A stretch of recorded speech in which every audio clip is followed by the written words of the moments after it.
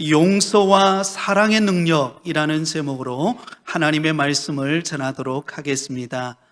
세계적인 수학자이자 천문학자였던 코페르니쿠스가 죽음을 앞두고 유언을 남겼습니다. 그의 유언을 따라 그가 묻혀 있는 묘비에 다음과 같은 글귀가 새겨져 있다고 합니다. 나는 바울이 가진 특권을 구하지 않는다. 나는 베드로에게 주신 능력도 구하지 않는다. 나는 다만 십자가에서 강도에게 베푸신 용서를 구한다. 그렇습니다. 우리 인간이 누릴 수 있는 가장 큰 기쁨은 무엇입니까? 바로 용서받은 기쁨이요, 또 용서하는 기쁨인 줄 믿습니다. 우리는 계속해서 용서와 사랑을 담고 있는 이 빌레몬서의 말씀을 살펴보면서 함께 은혜를 나누고 있습니다. 1절에서 3절까지는 사도 바울이 수신자인 빌레몬에게 보낸 문안 인사를 담고 있습니다. 그리고 4절에서 7절까지는 사도 바울이 빌레몬을 생각하고 기도할 때마다 감사했던 내용을 담고 있습니다. 여러분, 사도 바울이 빌레몬을 생각하고 기도할 때마다 사도 바울이 감사했던 것은 무엇입니까? 5절 말씀에 보면 이렇게 말합니다. 주 예수와 및 모든 성도에 대한 내 사랑과 믿음이 있음을 들음이니. 여러분, 빌레몬은 주님과 모든 성도를 향한 사랑과 믿음이 균형 잡힌 성숙한 인격의 사람이었기 때문입니다. 그래서 누구든지 이 빌레몬을 만나기만 하면, 이 빌레몬과 함께 사역하기만 하면 기쁨과 위로를 얻는 축복의 통로가 되었던 것입니다. 오늘 이 예배 자리에 나오신 사랑하는 성도 여러분, 저와 여러분도 빌레몬과 같이 사랑과 믿음이 가득하여 다른 사람들에게 기쁨과 위로를 주는 안개꽃과 같은 인생이 되시기를 예수님의 이름으로 축원드립니다. 자, 오늘 우리가 읽은 본문의 말씀은 사도 바울이 빌레몬서를 기록하게 되어진 궁극적인 목적이 무엇인가를 담고 있는 내용입니다. 자, 오늘 본문의 내용을 요약해 보면 이렇습니다. 빌레몬의 종으로 있던 오네시모가 주인에게 손해를 끼치고 도망을 쳤습니다. 그래서 이 오네시모는 전에는 그는 무익한 자였습니다. 그러나 사도 바울이 전한 복음의 소식을 듣고 그가 인격적으로 예수님을 만나고 난 다음에 무익한 자였던 그가 이제는 유익한 자가 되었습니다. 그래서 사도 바울은 오네시모를 빌레몬에게 돌려보내면서 그를 주님의 사랑으로 용서해 달라고 간곡히 부탁하고 있는 내용이 오늘 본문의 내용입니다. 자, 그렇다면 사도 바울이 빌레몬에게 용서를 부탁하는 오늘 이 본문의 내용을 통하여 진정한 용서와 사랑을 이끌어내는 능력은 무엇인가를 우리가 함께 나누고 은혜 받기를 원합니다. 그 첫 번째로는요, 진정한 용서와 사랑을 이끌어내는 능력은 자신을 낮추는 것입니다. 한번 따라하겠습니다. 자신을 낮추는 것입니다. 자, 오늘 본문 8절에서 9절 상반절에 보면 이렇게 기록되어 있습니다. 이러므로 내가 그리스도 안에서 아주 담대하게 내게 마땅한 일로 명할 수도 있으나 도리어 사랑으로서 간구하노라. 여러분, 사도 바울은 지금 빌레몬에게 편지를 보내면서 사실 오네시모를 용서하라 라고 이렇게 마땅히 명령할 수 있는 위치에 있는 사람이 사도 바울이었습니다. 빌레몬, 당신은 오네시모를 용서하세요, 이렇게 명령할 수 있었다라는 것입니다. 또한 이 빌레몬은 사랑과 믿음을 가진 신실한 사람이었기 때문에 그 명령을 듣고 당연히 기쁨으로 그렇게 할 수 있었을 것입니다. 사도적 권위를 가지고 충분히 명령할 수 있었습니다.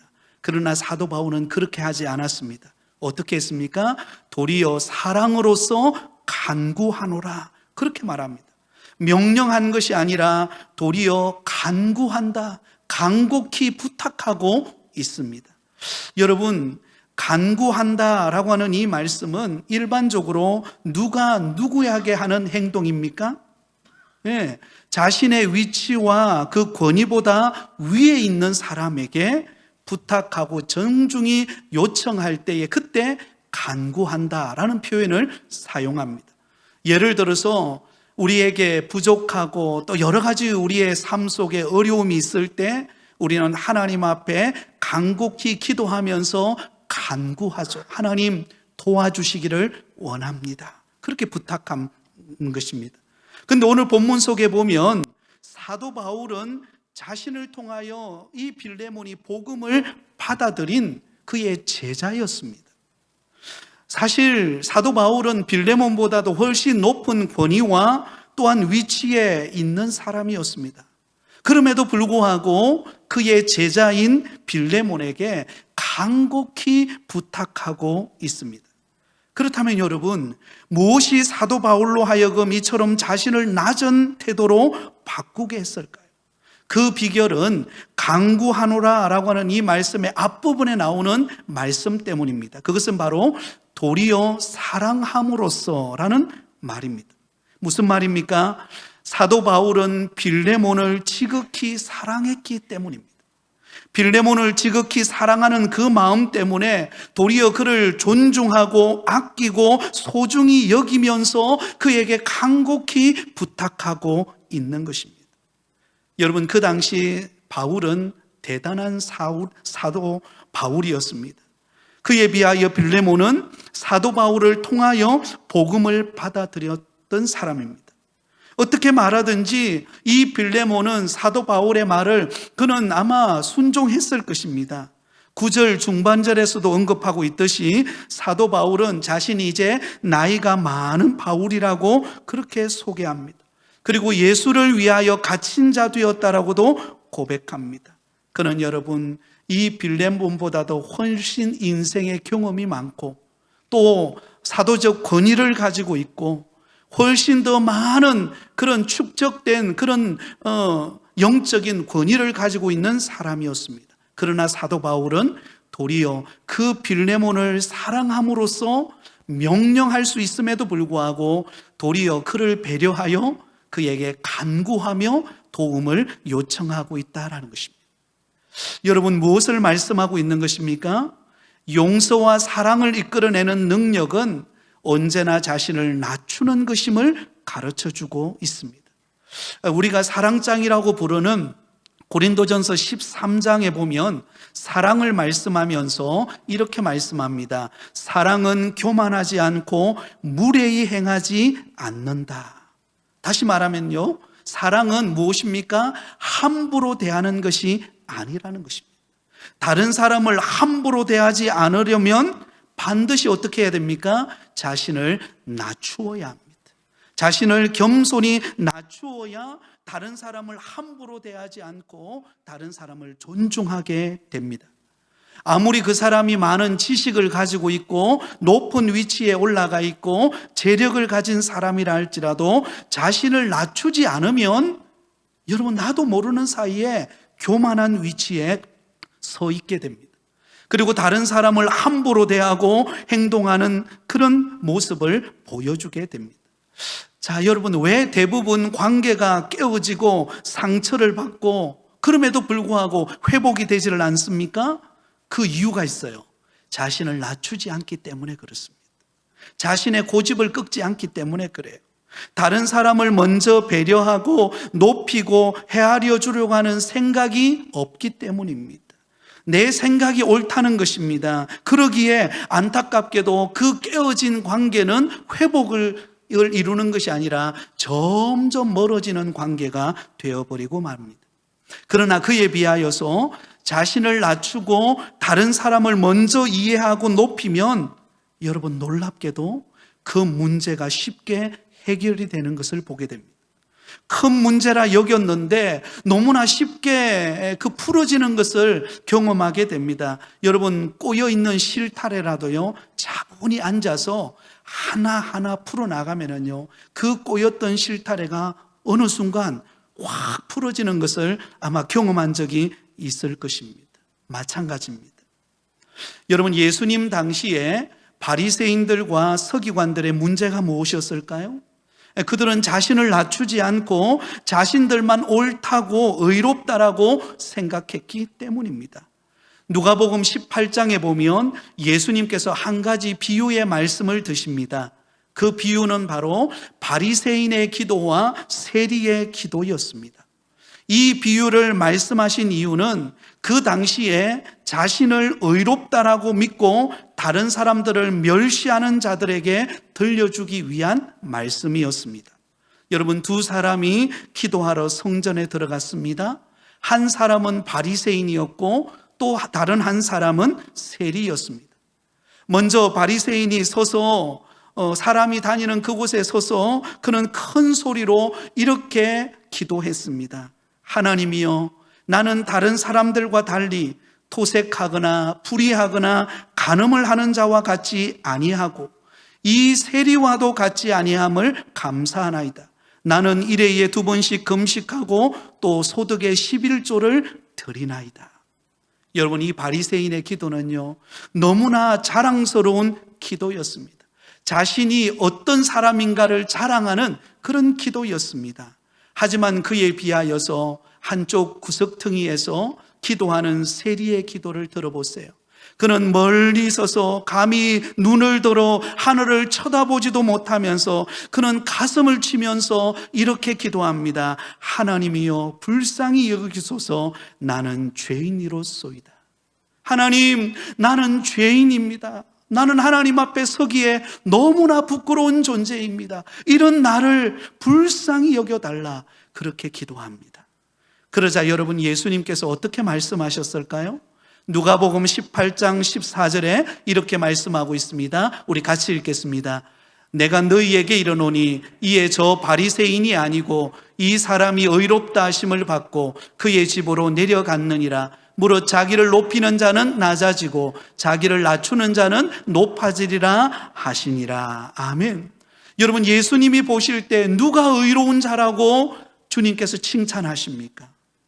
내가 이만큼 이루었다, 나는 이만큼 선행을 베풀었다, 그렇게 주장하고 있는 바리새인이 아니라 자신이 죄인임을 알고 하나님 앞에 철저히 낮아져서 애통해하는 바로 그 세리의 기도를 들으시고 그가 의롭다라고, 그가 칭찬받는 기도를 했다라고 인정해주고 있습니다. 사랑하는 성도 여러분, 바로 이것이 모든 인간관계를 풀어내는 열쇠입니다. 진정한 사랑은 무엇입니까? 자신을 낮추는 것입니다. 여러분, 자신을 낮추고 다른 사람에게 한번 다가가 보세요. 그러면 상대방이 마음의 문을 엽니다. 마치 여러분 홍해가 갈라지듯이 여러분 상대방의 그 마음의 문을 열고 깨어진 관계가 회복되어지는 그런 은혜를 경험하게 되어질 줄 믿습니다. 여러분, 그 사랑을 친히 보여주신 분이 바로 우리 예수님이십니다. 우리 예수님은 하나님과 동등되신 분이십니다. 그러나 예수님께서는 그 하늘의 영광의 보좌를 버리시고 낮고 낮은 이 인간이 사는 이 땅에 종의 형체를 입고 이 땅에 오셨습니다. 예수님께서 하늘의 영광의 보좌를 버리시고 낮고 낮은 이 땅에 오신 이유가 무엇입니까? 예수님이 낮아지신 이유가 무엇입니까? 바로 죄인된 우리 인간을 구원하시기 위함이었습니다. 그래서 심지어 예수님이 탄생하셨을 때 그를 정말로 고이 뉘울 만한 여광빵 하나 없을 만큼, 그래서 말 구유 위에 예수님이 뉘어질 만큼 그렇게 초라하게 낮은 모습으로 예수님이 이 땅에 오셨습니다. 인간의 몸을 입으시고 낮아지신 것입니다. 이것이 사랑의 표현입니다. 여러분, 이 세상에 제일 높으신 분이 기꺼이 이 땅의 가장 낮은 곳에 오셔서 제자들의 발을 씻기시고 그의 허리를 굽히시고 병자를 고치시고 세리와 죄인들 곁에서 친구가 되어주시고 그가 낮아지심으로 그 죄인된 인간을 구원해 주시는 그 놀라운 사랑을 나타내 보이셨습니다. 그리고 예수님이 낮아지신 그 사랑의 극치가 무엇입니까? 바로 십자가의 죽음이십니다. 그 십자가의 죽음을 통하여 죄인된 우리 모든 인간을 구원하는 구원의 길을 열어주신 것입니다. 오늘 사도 바울은 한 영혼을 얻기 위한 것이라면 자존심을 내려놓으라고 말합니다. 내 생각, 내 방법, 내 고집을 내려놓고 낮은 자리에서 다른 사람을 세워주고 다른 사람을 존중하고 다른 사람을 인정하는 그곳에 진정한 하나됨을 회복하는 역사가 일어나게 된다는 사실을 기억하실 수 있기를 바랍니다. 사랑하는 성도 여러분, 벼는 익을수록 고개를 숙입니다. 우리의 신앙의 연륜이 깊어갈수록 하나님이 내게 주신 직분을 맡겨줄수록 우리는 더 낮은 자리로 내려가서 다른 성도들을 섬기고 다른 사람을 세워주는 믿음의 성도들이 되시기를 예수님의 이름으로 축원드립니다. 두 번째로, 진정한 용서와 사랑을 이끌어내는 능력은 끝까지 믿어주는 것입니다. 한번 따라하겠습니다. 끝까지 믿어주는 것입니다. 자, 오늘 본문 11절 12절은 이렇게 말씀합니다. 그가 전에는 내게 무익하였으나 이제는 나와 내게 유익함으로 내게 그를 돌려보내노니 그는 내 신복이라. 자, 여러분, 여기 나오는 오네시모, 그는 사실 과거에 그는 빌레몬에게 있어서 그는 무익한 존재였습니다. 빌레몬이 사랑과 믿음 있는 사람 아닙니까? 그래서 이 오네시모를 참 사랑으로 돌보고 그의 종이었지만 그의 인격을 존중하고 그렇게 사랑으로 돌보았는데, 이 오네시모는 그런 주인 빌레몬을 배신하고 돈을 훔쳐서 그는 도망가 버리고 말았습니다. 그의 그 주인에게 상처를 입힌 그런 무익한 종이었습니다. 그가 주인을 배반하고 도망쳤음으로 인하여서 그의 과거의 인생은 이제는 정말 더 이상 돌이킬 수 없는 그런 사람이었습니다. 하지만 사도 바울을 로마 감옥에서 그가 만나서 예수 그리스도를 인격적으로 만나고 난 다음에 그는 변화가 되었습니다. 그리고 그때부터 사도 바울을 섬기는 자가 되었고 그가 복음을 위하여 유익한 자로 변하게 되었습니다. 여러분, 공교롭게도 이 오네시모라고 하는 이름의 뜻이 유익한이라는 뜻입니다. 유익하다. 너의 인생은, 그의 부모님이 이 오네시모라고 하는 이름을 지어줄 때 너의 인생은 남에게 유익을 끼치는 인생이 되어라, 그런 인생이 되라고 그의 이름의 뜻을 지어 주었습니다. 그런데 여러분, 이 오네시모는요, 자신의 이름값을 제대로 하지를 못했습니다. 주인을 배반하고 그는 도망쳐버리고 말았습니다. 그러나 하나님은 그의 무익한 인생을 변화시키셔서 사도 바울을 통하여 복음을 듣고 그는 완전히 그리스도 안에서 새 사람이 되었습니다. 그리고는 사도 바울 곁에서 그는 유익한 자로 충성되이 사도 바울을 섬기게 됩니다. 그러자 사도 바울은 그의 과거의 주인의 재물을 훔쳐서 도망쳐왔던 그 오네시모이지만 그러나 믿음으로 그를 격려해주고 이제는 주인에게 다시 돌려보내어서 그가 유익한 자가 되었다라는 사실을 빌레몬이 그를 보고 깨달을 수 있도록 또한 그를 돌려보냅니다. 근데 여러분, 돌려보내면서 사도 바울이 참 유명한 말을 남깁니다. 12절 볼까요? 내게 그를 돌려보내노니 그는 내 무엇이라? 신복이라. 여러분, 사도 바울은 오네시모를 빌레몬에게 돌려보내면서 그를 향하여 이렇게 표현합니다. 그는 내 신복이라. 신복이라는 말은 무슨 뜻입니까? 마음 놓고 믿을 수 있는 사람이라는 것입니다. 그는 믿을 만한 사람이야. 아니, 내가 그를 믿어주기로 결정해서 그렇게 말하고 있는 것입니다. 오네시모는 나의 심장과 같은 사람이어서 이제는 충성되고 주의 복음을 위하여 사는 사람으로 바뀌었다는 것입니다. 그러면서 그 오네시모를 빌레몬에게 돌려보내면서 나에게 그렇게 신복이 된 것처럼 빌레몬에게도 그렇게 신복이 되어서 하나님이 축복하시는 그런 유익한 사람이 될 것이다 라고 그렇게 인정해주고 있는 것입니다. 사랑하는 여러분, 용서와 사랑의 능력은 무엇입니까? 예수님 안에서 끝까지 믿어주는 것입니다. 사도 바울은 먼저 이러한 놀라운 사랑을 자신이 직접 그것을 체험했습니다. 디모데전서 1장 2절에 보면 이렇게 말합니다. 같이 읽겠습니다.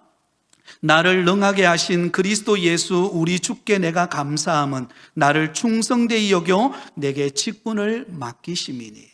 여러분, 사도 바울은 자신에게 사도의 직분을 맡기신 것은 주님께서 나를 충성되이 여겨 주셨기 때문이라 그렇게 말합니다.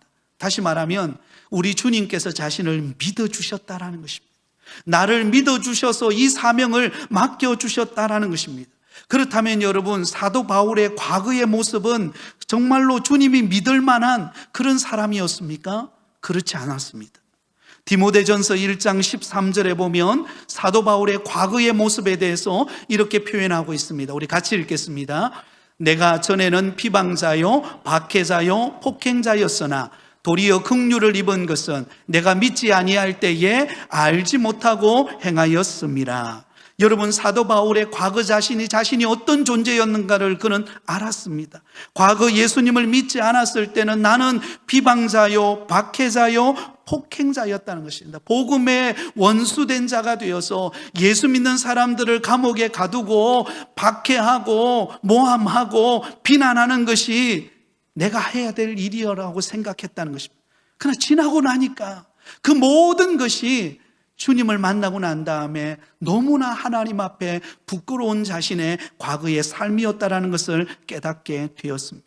그런데 그런 자신을 우리 주님께서 믿어주시고 그에게 사도의 직분을 맡기셔서 감당할 수 있도록 충성되이 여겨 직분을 맡겨서 그 사명을 감당할 수 있는 은혜를 베풀어 주신 주님께서 나를 끝까지 믿어주시는 그 은혜를 경험하고 난 다음에 사도 바울의 사역 가운데 그가 변함없이 실천했던 것이 무엇입니까?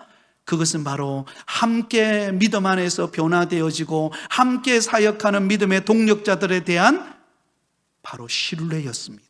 믿어준 것입니다. 저는 나의 신복이라. 여러분, 오네시모는 과거에 무익한 자였습니다. 그러나 그가 예수님을 믿고 변화되어졌을 때 그가 유익한 자라고 인정합니다. 그리고 그 유익한 자라고 격려하고 칭찬하고 함께 마음을 모을 때 정말 오네시모는 정말 그 믿은 대로 그는 유익한 자로 변화되어지게 된 것입니다. 사랑하는 성도 여러분, 우리 가운데 완벽한 사람이 있을까요? 여러분, 우리 가운데 정말로 그 어떤 허물도 없는 사람이 있을까요? 단 한 사람도 없습니다. 누구나 다 부족함이 있고 약점이 있고 허물이 있고 또 정말 여러 가지 마음에 들지 않는 부분들이 있을 수도 있습니다. 그러나 그럴 때 우리는 어떻게 해야 합니까? 그 허물과 약점을 덮어주고 그 약점이 강점이 될 수 있도록 믿어주고 힘을 실어주고 용기를 주면서 함께 돕는 자가 되어야 합니다. 이것이 바로 믿음의 동력자의 모습입니다. 여러분, 문제는 무엇입니까? 끝까지 믿어주지 않는 것이 문제예요. 처음에는 믿다가 나중에는 실망해가지고 믿어주지 않는 것입니다. 여러분, 용서와 사랑은 끝까지 믿어주는 것입니다. 베드로전서 4장 8절에 보면 이렇게 말씀합니다. 무엇보다 뜨겁게 서로 사랑할지니 사랑은 허다한 죄를 덮느니라. 우리 같이 한번 읽어볼까요? 시작. 무엇보다도 뜨겁게 서로 사랑할지니 사랑은 허다한 죄를 덮느니라. 아멘. 여러분, 뜨겁게 사랑하시기 바랍니다. 사랑하는 우리 부곡교회 성도들을 뜨겁게 사랑하는 마음이 있기를 바랍니다. 그 마음이 있으면은요, 허물을 덮어줍니다. 그 마음이 있으면은요, 그 허물이 보여도 그것은 허물로 보이는 것이 아니라, 내가 도와줘야 될 부분이구나. 내가 기도해줘야 될 부분이구나. 내가 섬겨줘야 될 부분이구나. 그것을 깨닫게 되는 것입니다. 그러나 여러분, 사랑이 식어지면은요, 다른 사람의 허점을 더 추워내기 시작합니다. 다른 사람의 약점을 끄집어내기 시작하는 것입니다. 그때부터 문제가 발생합니다. 어떤 신학자는 현대 시대를 일컬어서 칠면조의 시대라 그렇게 규정했습니다. 여러분, 칠면조 아시죠? 칠면조. 추수감사절에 여러분 음식을 만들어 먹는 칠면조. 근데 이 칠면조는요, 특징이 있다 그래요. 칠면조가, 무리 가운데 있는 칠면조가 어떤 한 마리의 칠면조가 상처를 입으면요, 다른 옆에 있던 칠면조가 그 상처 입은 칠면조에게 다가가서 그 상처를 쪼아댄다라는 거예요. 여러분, 사랑이 식은 교회는요, 어떤 일이 일어날까요? 상대방의 약점을 공격하는 일이 일어나는 것입니다. 상대방의 허물을 덜추어내는 일이 일어나는 것입니다. 그래서 교회 안에서 덕이 되고 은혜가 되어야 하는데, 여러분, 그렇지 못하고 그 약점을 공격하고 상처를 덜추어냄으로 인하여 결국은 아픔을 가져오고 교회 안에 여러 가지 힘든 문제가 발생하게 되는 것입니다. 용서와 사랑의 능력은 어디에서 나옵니까? 끝까지 믿어주는 것입니다. 여러분, 사도 베드로는 예수님의 누구보다도 사랑을 입은 수제자 아닙니까?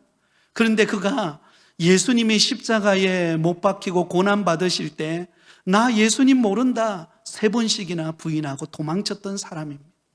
여러분이 예수님 같으면 어떻게 하시겠습니까? 끝까지 믿어줄 수 있겠습니까? 배신하고 도망간 그 베드로를 끝까지 인정할 수 있겠습니까? 우리 같으면 참 쉽지가 않을 것입니다. 그런데 여러분, 예수님은 그에게 다가가십니다. 갈릴리 바닷가에서 그물을 던지고 있는 그 사도 베드로에게 다가가셔서 해변가에 조반을 차려놓고 그 사도 베드로를 기다립니다.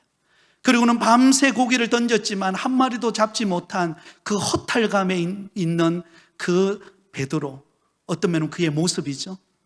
그런데 예수님께서 그를 부르십니다. 베드로에게. 그러면서 질문하시죠. 네가 나를 사랑하느냐? 여러분, 여기에는 전제가 있습니다. 나는 너를 사랑하는데 너는 변함없이 나를 사랑하느냐? 너는 나를 버리고 부인하고 도망쳤지만 나는 너를 끝까지 사랑한다. 네가 저 바다 끝에 갈지라도, 네가 또 어느 곳에 갈지라도 나는 너와 함께한다. 난 너 버리지 않는다. 주님이 끝까지 그 베드로를 믿어줍니다. 그러므로 결국은 그 베드로는 오순절 성령 강림 사건을 경험하고 복음을 위하여 사는 인생이 되는 것입니다. 사랑하는 성도 여러분, 믿음의 공동체 안에서 때로는 서로의 허점이 보이고 약점이 보일 때 그것을 사랑으로 덮어주시기를 바랍니다. 그리고 기도해 주시기를 바랍니다. 그러면서 끝까지 믿어주셔서 그러는 가운데 함께 동력하고 힘을 모을 때 여러분, 그 교회는요, 막강한 힘을 발휘하는 교회가 될 것입니다.